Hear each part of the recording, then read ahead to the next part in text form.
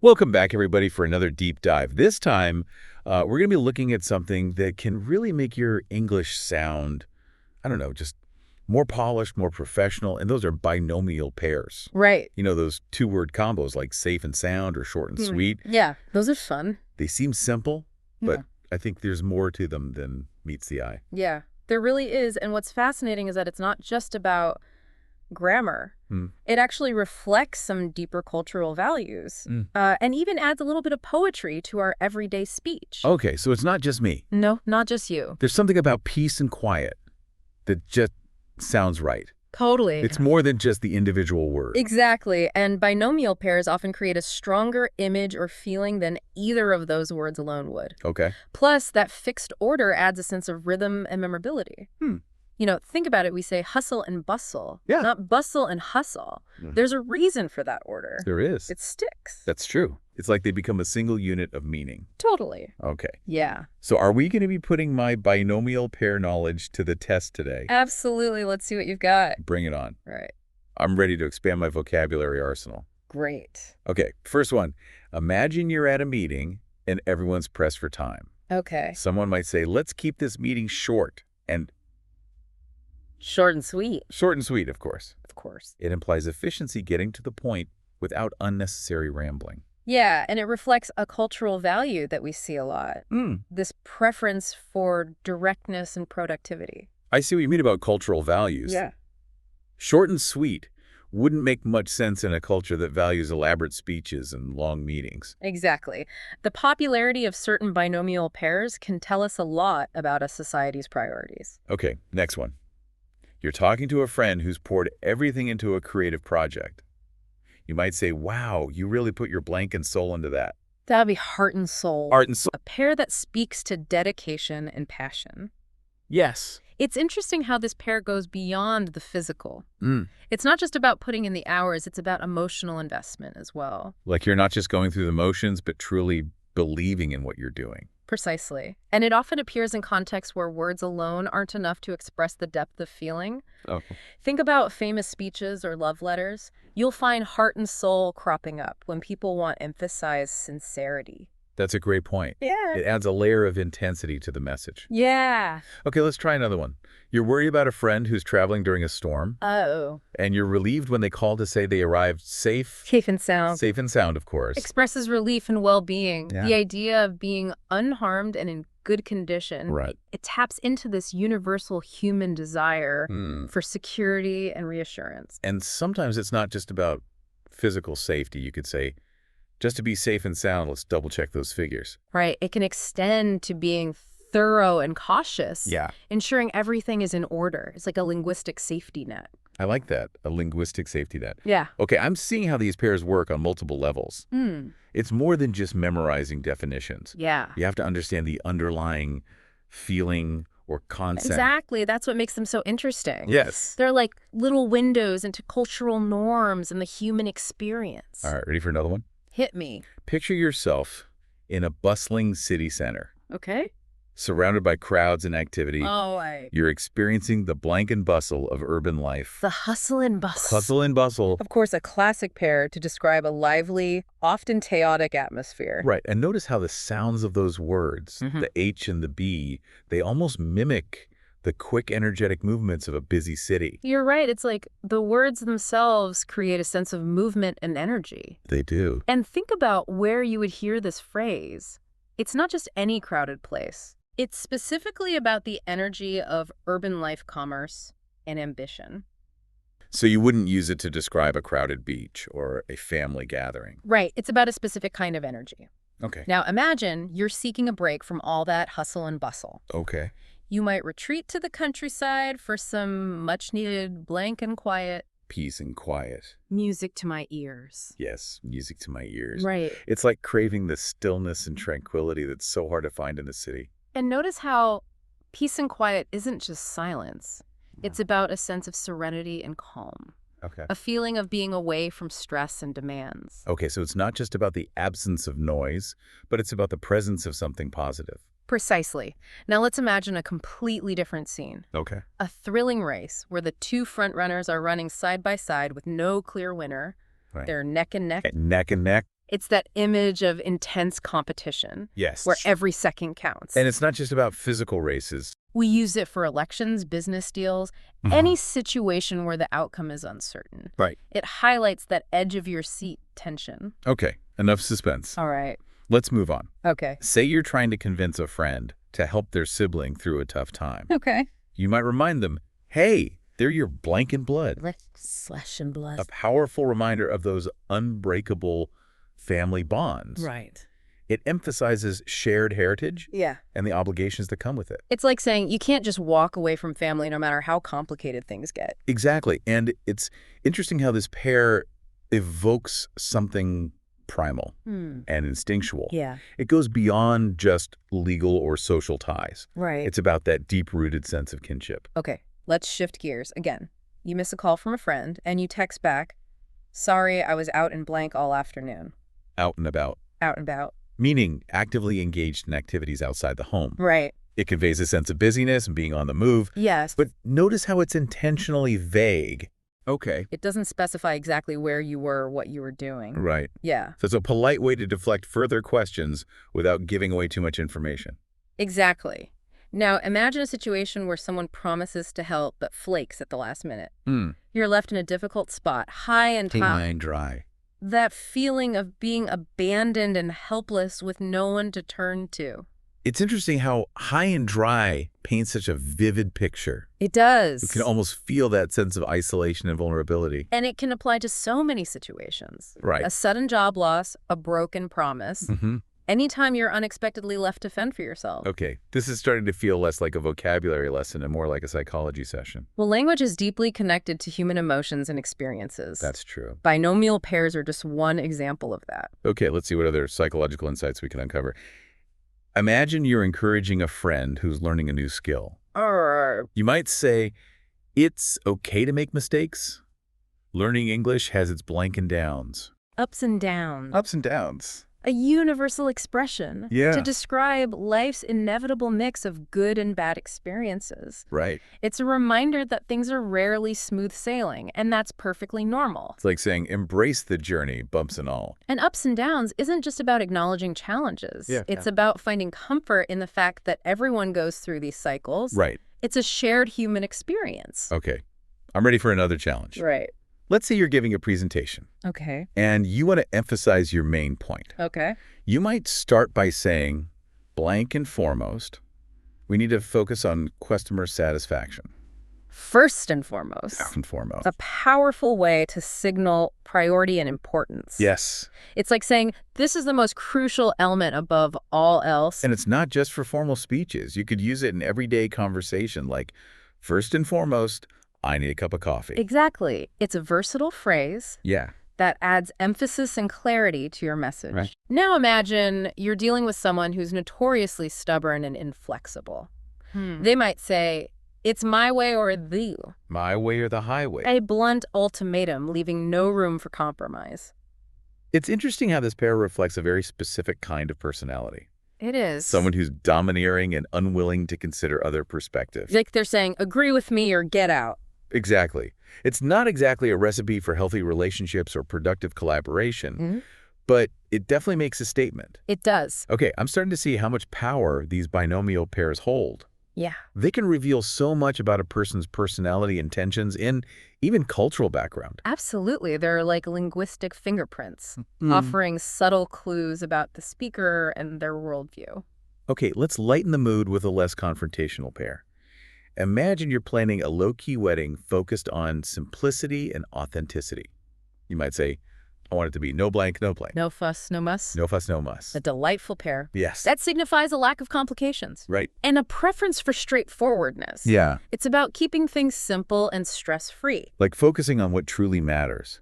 The connection between two people rather than getting caught up in elaborate details. Exactly. Yeah. It's about celebrating the essence of the occasion without unnecessary fanfare. Okay, one last challenge before we take a break. All right, bring it on. You're congratulating a friend on a well-deserved promotion. You might say, You earned that fair and square. The fair and square. Fair and square. Meaning, honestly and without any trickery or shortcuts. Right. It's a testament to someone's integrity and hard work. It's like saying you played by the rules and won through merit, not manipulation. Precisely. It's a powerful affirmation of someone's character and accomplishments. This has been an incredible deep dive so far. It has been. I'm starting to appreciate how these seemingly simple pairs can reveal so much about language, culture, even human psychology. It's amazing how much depth and nuance we can uncover in these everyday phrases. We've only just scratched the surface. We have. I can't wait to explore even more binomial pairs. Well, get ready because we've got plenty more fascinating duos to unpack. Okay. All right. Sounds good. Great. It's fascinating how these binomial pairs act as shortcuts to these complex ideas. Right. Like instead of listing all the qualities of a chaotic urban environment, we can just say hustle and bustle. Right. Exactly. And everyone instantly gets it. Exactly. They pack so much meaning into just 2 words. Yeah. It's like a linguistic efficiency hack. Okay. I'm ready for more of these hacks. Right. Give me another binomial pair challenge. All right. Let's imagine a situation where someone's car breaks down in a remote area miles from any help. Oh, no. They might feel Dry. high and dry, abandoned, helpless, completely stuck. You got it. You've nailed it. Yeah. It's a perfect example of how binomial pairs evoke this really visceral feeling. Yeah. We can almost feel the desperation of that situation. And it's not just about physical isolation. Like high and dry can describe any time you're left without support when you need it most. Precisely like when a company suddenly goes bankrupt and leaves its employees high and dry with no warning. Right. Yeah. Okay, let's try a more positive scenario. Okay. Imagine you're watching someone patiently work on a complex project. Making gradual progress over time. You might say, they're getting there blank by blank. Step by step. Step by step. A reminder that meaningful progress often takes time and consistent effort. Right. It encourages us to have this long-term perspective, focusing on the journey rather than just the destination. It's like building a house brick by brick. Yeah. Or learning a language one word at a time. Exactly. And notice how step by step has this calming, reassuring quality. It suggests a sense of order and control amidst all the complexity. Okay, let's dive into a situation where family loyalty is tested. Yeah. Imagine someone struggling with a difficult decision about a sibling who's made some bad choices.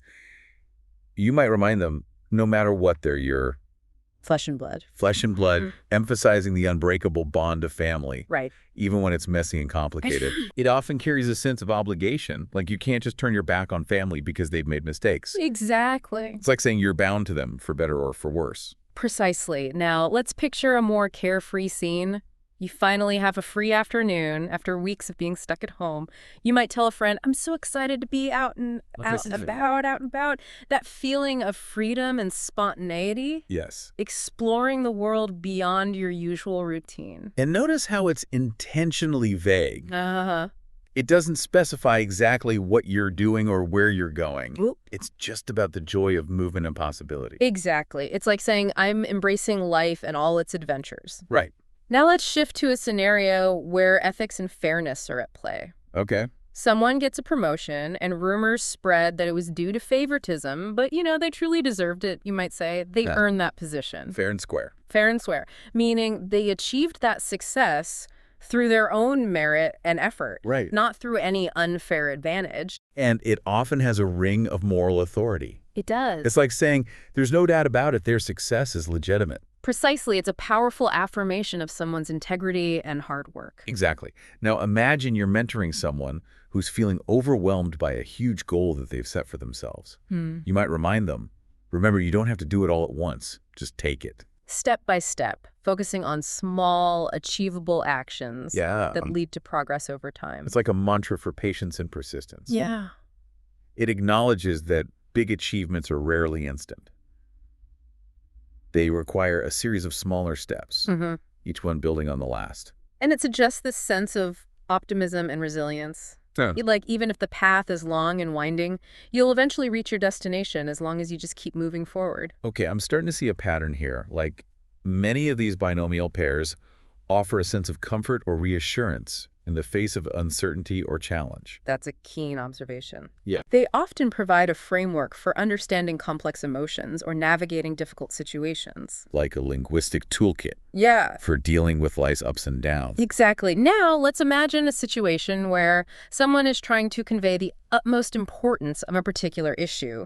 They might say, blank and foremost, we need to address climate change. First and foremost. First and foremost, signaling top priority above all else. It's like a verbal highlighter, drawing attention to the most crucial element. And it's not just for serious topics. You could use it in everyday conversation, like, Right. first and foremost, I need to find my keys. Exactly. Yeah. It adds a touch of humor while still emphasizing the urgency of the situation. Right now, picture a scenario where you're dealing with someone who's incredibly stubborn and inflexible. Mm. They're offering you a deal, but it's on their terms. Only they might say, take it or leave it. It's my way or the My way or the highway. my way or the highway. A classic ultimatum, Yes. leaving no room for negotiation or compromise. It's interesting how this pair reveals a power dynamic. Yeah, like it's often used when someone is trying to assert dominance or control over a situation. It's like saying, I'm in charge, and you have no choice but to follow my lead. Right. It can be effective in some situations, but it's rarely a recipe for building healthy relationships. That's true. Okay, I'm ready for a lighter example. Let's say you're planning a simple, laid-back gathering with friends. You might say, I'm keeping it casual, no blank, no blank, no muss. No fuss, no muss. Embracing simplicity. Yes. And minimizing complications. It's about focusing on the enjoyment of the moment rather than getting bogged down in details. And it reflects a certain personality type.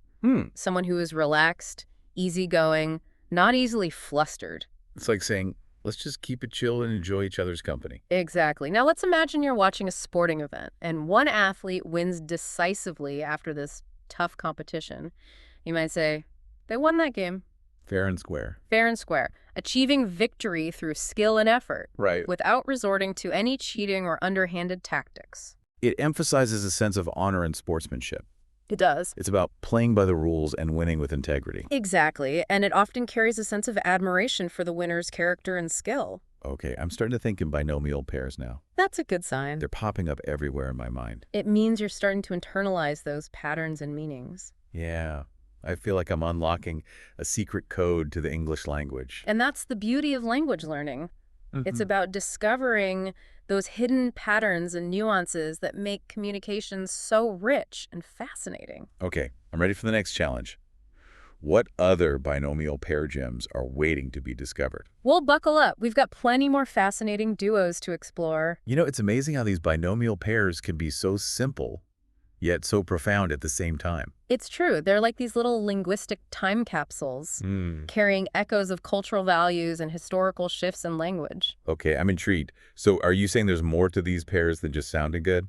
Absolutely. Think about it. Safe and sound likely evolved from a time when travel was much more perilous. Oh. It wasn't just a figure of speech. It was a genuine relief to arrive somewhere unharmed. Wow. I never thought about it that way. So these pairs were like linguistic fossils preserving traces of the past. Exactly. And as language evolves, some pairs fall out of use while others gain popularity. Right. It's a fascinating reflection of how society changes. Okay, so we've uncovered the hidden depths of these seemingly simple word duos. Yeah. We've explored how they function as shortcuts, how they reflect cultural values, and even how they can reveal personality traits. Right. We've seen how they can be used for emphasis, reassurance, humor, and even confrontation. So what's the takeaway for us as English speakers and learners? Why should we care about binomial pairs? Well, for one thing, they're everywhere. Yeah. Once you start noticing them, you'll hear them in movies, songs, everyday conversations. Sure. They're part of the fabric of English. Right. It's like having an insider's understanding of the language. Yeah. You start to pick up on those subtle cues that add richness and depth to communication. And mastering these pairs can make you sound more natural and confident, like you truly belong to the English-speaking world. It's like speaking the language with a bit of flair and sophistication. Exactly. And beyond just sounding good, understanding these binomial pairs really deepens your appreciation for the complexity and evolution of language. It's like having a secret decoder ring for understanding not just the words, but the culture and the history behind them. Exactly. So what's your biggest takeaway from our binomial pair deep dive? Anything that particularly surprised you?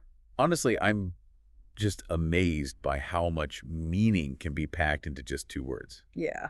and I never realized how much they reveal about a culture's values and priorities. That's a great insight. Yeah. It's a reminder that language is more than just a tool for communication. It's a reflection of who we are, where we've been, and what we value. Well, on that note, I think it's time to wrap up this fascinating exploration of binomial pairs. It's been a pleasure diving deep with you. And a huge thank you to all of our listeners for joining us on this linguistic adventure. Remember, keep your ears open for these dynamic duos. They're lurking everywhere, waiting to add a touch of poetry and depth to your English. And who knows, maybe you'll even discover some new favorites along the way. Until next time, happy exploring.